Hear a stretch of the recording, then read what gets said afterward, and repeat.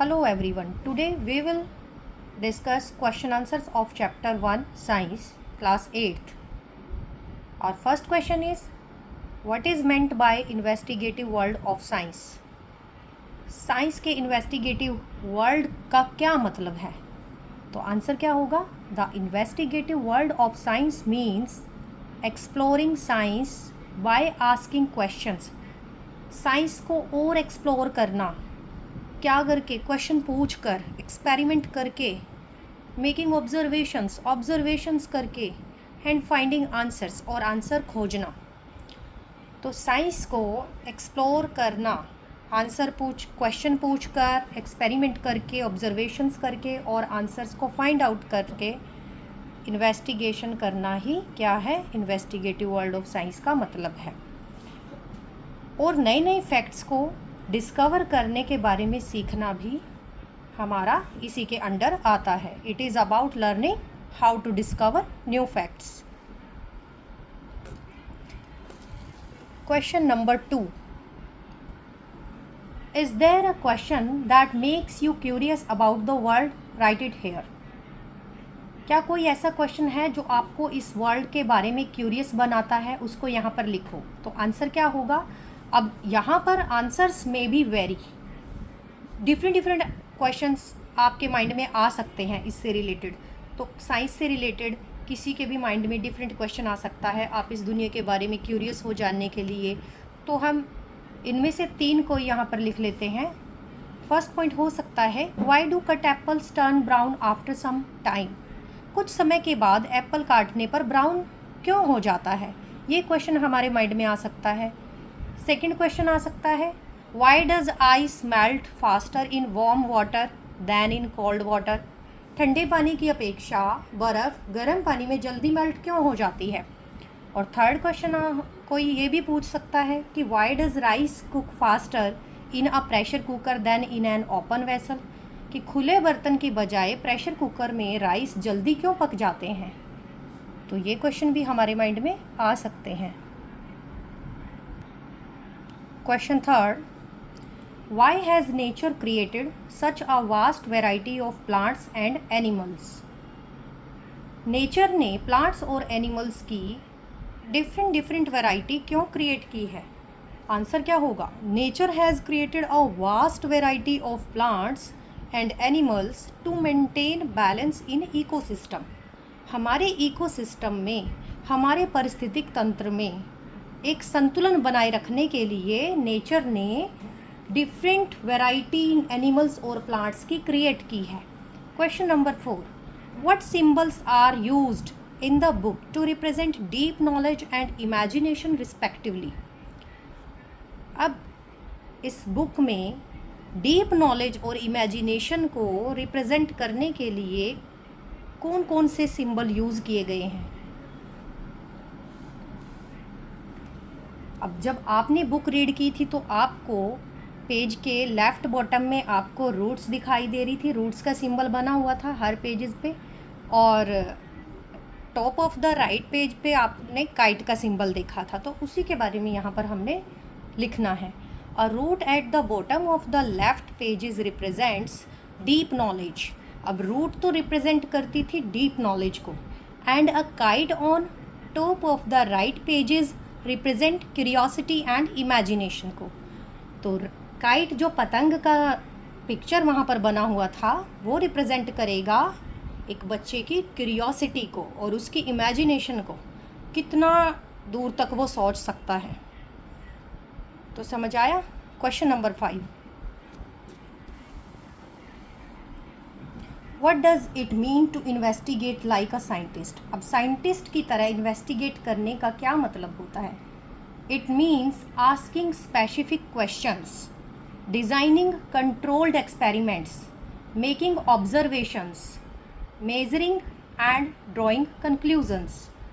अब एक साइंटिस्ट की तरह सोचना, साइंटिस्ट की तरह इन्वेस्टिगेट करने का मतलब ये होता है कि सबसे पहले कुछ स्पेसिफिक क्वेश्चंस पूछने होते हैं, फिर एक ऐसा एक्सपेरिमेंट कंट्रोल्ड मैनर में, उसको एक कंट्रोल्ड परिस्थितियों में एक एक्सपेरिमेंट डिज़ाइन करने का सोचना पड़ता है। उसके बाद पहले स्पेसिफिक क्वेश्चन आस्क करते हैं, फिर डिज़ाइनिंग कंट्रोल्ड एक्सपेरिमेंट होता है, मेकिंग ऑब्जर्वेशंस, डिफरेंट ऑब्जर्वेशंस की जाती हैं, मेजरिंग होती है, एंड देन कंक्लूज़न, परिणाम को निष्कर्ष पर पहुंचते हैं।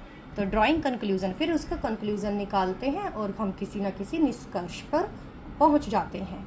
तो यही एक साइंटिस्ट करता है, अपनी इन्वेस्टिगेशन को स्टेप बाय स्टेप को कंडक्ट करता है।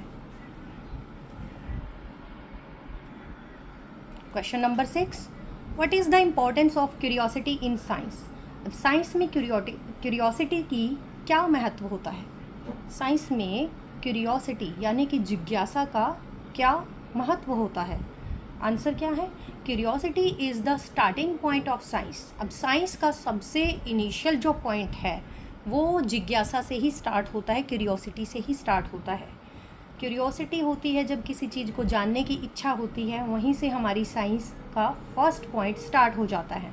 Curiosity means to ask the questions why and how. Curiosity का मतलब होता है क्वेश्चंस पूछना, ये क्यों हुआ, ये कैसे हुआ, व्हाई एंड हाउ। तो आस्किंग हेल्प्स, और ये पूछना क्या मदद करता है, क्वेश्चन पूछने से हमारी क्या फ़ायदा मिलता है हमें। Asking helps us begin investigations, यहाँ से हमारी इन्वेस्टिगेशंस स्टार्ट हो जाती है, एंड डिस्कवर न्यू नॉलेज, और हम नई नई ज्ञान को डिस्कवर करते हैं, नए ज्ञान की खोज में लग जाते हैं। Question number 7, what scientific topics will be covered in the text book this year. इस साल हमारी टेक्स्ट बुक में कौन कौन से साइंटिफिक टॉपिक कवर होने वाले हैं, कौन से कवर होंगे टॉपिक्स वो बताने हैं। The following topics will be covered this year.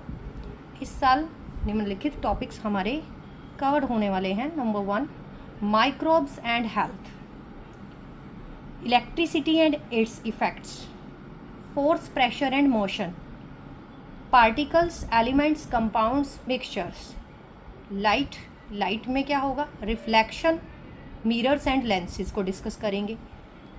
Then phases of the moon and calendars, then ecosystems and climate change. Now question number 8, how can human activity affect the earth's climate. अब इंसान की जो भी गतिविधियां हैं उनसे हमारी अर्थ का क्लाइमेट कैसे प्रभावित हो सकता है। Human actions like burning fossil fuels. अब ह्यूमन के जो भी एक्टिविटीज़ हैं जैसे फॉसिल फ्यूल का जलाना एंड डिफॉरेस्टेशन, जंगलों का काटा जाना, can change the earth's temperature, ये हमारी अर्थ के तापमान को चेंज कर सकता है। डिसरप्ट क्लाइमेट पैटर्न्स, हमारी जलवायु के, हमारे क्लाइमेट के पैटर्न को चेंज कर सकता है। एंड कोज सीरियस कॉन्सिक्वेंसेस, और जिसके बड़े ही गंभीर परिणाम निकल सकते हैं। तो इंसान के द्वारा जीवाश्म ईंधन, फॉसिल फ्यूल का जलाया जाना, जंगलों की कटाई करना, जिससे हमारी अर्थ का टेम्परेचर चेंज हो रहा है, क्लाइमेट पैटर्न चेंज हो रहे हैं, जिससे गंभीर परिणाम सामने आ सकते हैं। Question number 9, why is one side of a puri thinner then the other. पूरी की एक साइड दूसरी साइड से पतली क्यों होती है। When a puri is fried, steam forms inside, expanding and pushing one side more, making it thinner. जब पूरी को फ्राई किया जाता है तो उसके अंदर स्टीम इकट्ठी हो जाती है, expanding and pushing one side मोर, जिससे एक साइड उसकी बहुत ज़्यादा पुश हो जाती है ऊपर की तरफ और फैल जाती है, मेकिंग इट थिनर, और जिससे वो पतली हो जाती है फूल के। This can depend on dough thickness, और ये हमारा डो कैसा बना है इसकी थिकनेस पर भी डिपेंड कर सकता है, और ऑयल के टेम्परेचर पर डिपेंड कर सकता है, और how it is dropped in oil, और तेल में उसको कैसे ड्रॉप किया गया, छोड़ा कैसे गया, ये भी डिपेंड करता है, इस पर भी डिपेंड करता है पूरी की थिकनेस। तो क्वेश्चन नंबर 10 करेंगे। Do puris puff better when made from fresh dough और फ्रॉम स्टोर्ड डो। क्या पूरीज, हमारी जो पूरियाँ हैं घरों में बनती हैं, क्या वो ताज़े आटे से ज़्यादा बेटर बनती हैं या फिर पहले से बना के रखे गए डो से अच्छे से तैयार होती हैं? तो ये बताना है दोनों में से किससे बेटर, फ्रेश डो से पूरी अच्छे से फूलेगी या स्टोर किए गए डो से? तो आंसर है puris usually puff better when made from fresh dough rather than stored dough. Puri usually कब ज़्यादा फूलेगी? जब उसको ताज़े डो से, फ्रेश डो से तैयार किया गया हो, बजाय स्टोर किए गए डो से। बिकॉज, क्योंकि fresh dough has the right moisture and softness, क्योंकि ताज़े डो में एकदम नमी की सही मात्रा होती है और वो सॉफ्ट होता है, जो उसको क्या करता है, which helps the puris puff up properly, उसको प्रॉपरली फूलने में उसकी मदद करता है। एक सॉफ्टनेस होती है डो में, ताज़े डो में।